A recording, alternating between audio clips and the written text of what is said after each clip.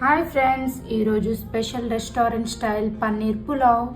ఈ పన్నీర్ పీస్ని ఫ్రై చేసుకోవాలి. పచ్చిమిర్చి, అల్లం, వెల్లుల్లి, పుదీనా, కొత్తిమీర.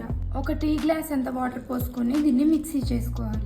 వేరే కడాయి పెట్టుకొని 1 టేబుల్ స్పూన్ ఆయిల్ పోసుకొని 1 టేబుల్ స్పూన్ నెయ్యి వేసుకొని ఇందులోకి అల్లం పేస్ట్, పచ్చిమిర్చి, కరివేపాకు, ఫ్రైడ్ ఆనియన్, జీడిపప్పు, పసుపు వేసుకొని కలుపుకోవాలి.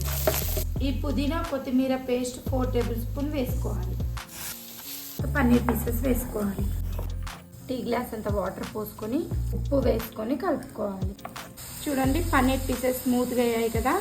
ఇప్పుడు ఉడికించుకున్న బాస్మతి రైస్ వేసుకోవాలి. ఈ మసాలా ఈ రైస్ బాగా కలిసేలా కలుపుకోవాలి. ఫ్రైడ్ ఆనియన్స్, కొత్తిమీర వేసుకుంటే restaurant style paneer pulao ready. Restaurant style paneer pulao చాలా బాగుంది.